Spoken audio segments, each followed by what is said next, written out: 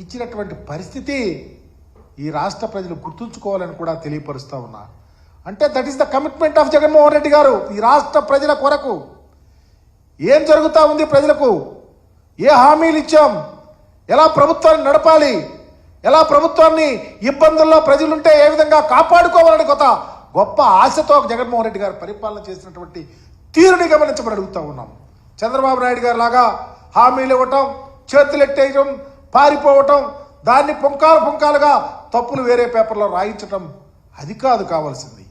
ఈ రాష్ట్ర ప్రజల యొక్క బాగోగులు, ఈ రాష్ట్ర ప్రజల యొక్క భావితరాల భవిష్యత్తు గురించి ఆలోచించిన నాయకుడు కాబట్టే నువ్వు 13,255 కోట్లు సబ్సిడీ ఇస్తే జగన్మోహన్ రెడ్డి గారు 47,800 కోట్ల రూపాయలు సబ్సిడీ ఇచ్చి ఈ రాష్ట్ర చరిత్రలో నిలిచిపోయారు. ఇంత దారుణంగా పరిపాలన జరుగుతూ ఉంది. రైతులకు సంబంధించి అయితే చంద్రబాబు నాయుడు గారు దరిదాపు 8,845 కోట్లు ఉచిత విద్యుత్ బకాయిలు సైతం కట్టకుండా చేతులెత్తేస్తే జగన్మోహన్ రెడ్డి గారు వచ్చిన తర్వాత మన ప్రభుత్వం చెల్లించింది, జగన్మోహన్ రెడ్డి గారు చెల్లించారు. నువ్వు రైతులకు సంబంధించినవి కూడా కట్టకుండా పారిపోయినటువంటి పరిస్థితి గుర్తుకు రాదా? ఈరోజు ఎంతంటే ఈరోజు చూస్తూ ఉన్నాం, కూటమి ప్రభుత్వం సబ్సిడీలు భరించలేక వినియోగదారుల మీద పదిలేస్తే ఈరోజు ప్రజలు కట్టుకోవాల్సి వస్తుంది. ఇవన్నీ గమనించారు. మీ ప్రభుత్వం ఇదివరకు ఎలా చేసింది? ఇదివరకు రైతులు విద్యుత్ ఛార్జీలు పెంచారయ్యా, తగ్గించండి మహాప్రభు అని హైదరాబాద్ నడిపోతున్న ధర్నా చేస్తే బషీర్బాగ్లో పిట్టలను కాల్చినట్టు కాల్పించారు, గుర్రాలతో తొక్కించారు.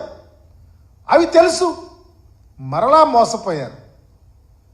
ఈరోజు అందుకనే ఈ రాష్ట్ర ప్రజలను బాగోగులు చూసుకునే బాధ్యత ప్రతిపక్ష నాయకులు తీసుకొని రాష్ట్ర వ్యాపితంగా నిన్న రైతుల కోసం రోడ్డెక్కితే రైతాంగానికి నువ్వు ఇస్తానన్నటువంటి పెట్టుబడి సాయం కానీ, పండించిన పంటకు గిట్టుబాటు ధర కానీ, తేమ ఉన్న మరి ధాన్యాన్ని కొనే పరిస్థితి కానీ, రైతులకు అండగా ఉండాలని రోడ్డెక్కి నీ తప్పిదాలకు ఈ రాష్ట్రంలో ఉన్న ప్రజానీకం అంతా గమనిస్తున్నారు. కాబట్టే వెళ్ళి కలెక్టర్ల దగ్గర మేము మెమరాండాలు ఇచ్చినటువంటి పరిస్థితి.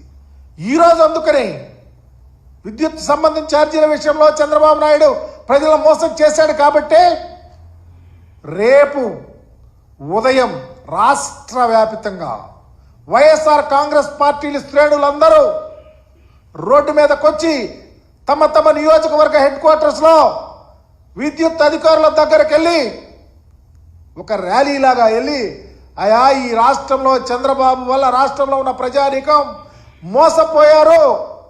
ఎన్నికలప్పుడు ఒక మాట చెప్పాడు, ఇచ్చిన హామీలు నిర్వర్తిస్తున్నా, ఛార్జీలు పెంచనన్నాడు, పెంచపోగా తగ్గిస్తానన్నాడు, తగ్గించిన తర్వాత వినియోగదారులతోనే విద్యుత్ అమ్మిస్తా అన్నాడు. అన్నీ మర్చిపోయి పరిపాలన ఆయన సొంతానికి చేసుకుంటా ఉన్నాడు. మీరన్నా ఈ రాష్ట్ర పరిస్థితి ప్రజలు మీకు చెప్తా ఉన్నారు, అధికారులు మరలా ప్రభుత్వానికి కరువు పోలిగే విధంగా చేయమని చెప్పి రేపు మెమరాండాలు సమర్పించబోతా ఉన్నాం. ఎంత దారుణం!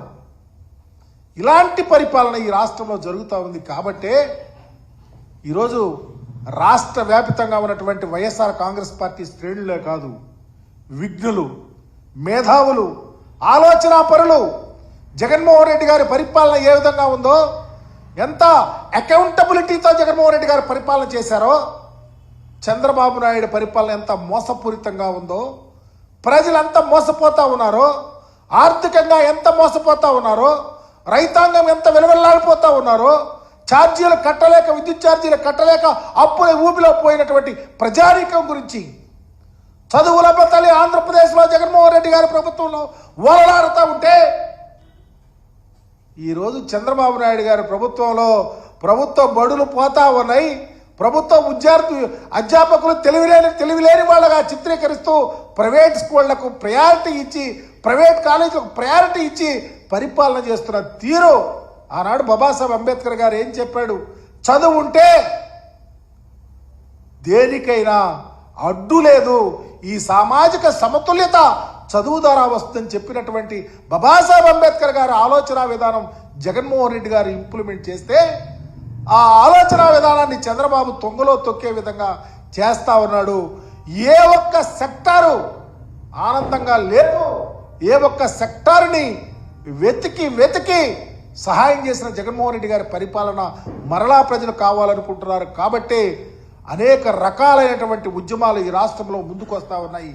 ఆ ఉద్యమాలలో భాగమే రేపు జరగబోయే మొన్న జరిగినటువంటి రైతాంగానికి సంబంధించిన అంశం. కానీ ఈరోజు వినియోగదారులు విద్యుత్కు సంబంధించి పెంచిన విద్యుత్ ఛార్జీలు తగ్గించాలని మేము డిమాండ్ చేస్తూ తక్షణమే గృహ వినియోగదారులపై మోపిన 15,485.36 కోట్లు ఛార్జీలు బాధుల్ని వెనక్కి తీసుకోవాలని, ఎన్నికల్లో ఇచ్చినటువంటి విధంగా విద్యుత్ ఛార్జీలు పెంపును నిలిపివేయాలని, అలాగే జగన్మోహన్ రెడ్డి గారు ప్రవేశపెట్టినటువంటి ఎస్సీ ఎస్టీలకు సంబంధించి 200 యూనిట్లు ఫ్రీగా కొనసాగించాలని డిమాండ్ చేస్తూ రేపు 27వ తారీఖున ఉదయం అన్ని నియోజకవర్గ హెడ్ క్వార్టర్స్లో సంబంధిత విద్యుత్ అధికారులకు మెమరాండాలు ఇవ్వాల్సిందిగా తెలియపరుస్తూ మీరందరూ సహకరించమని కోరుకుంటూ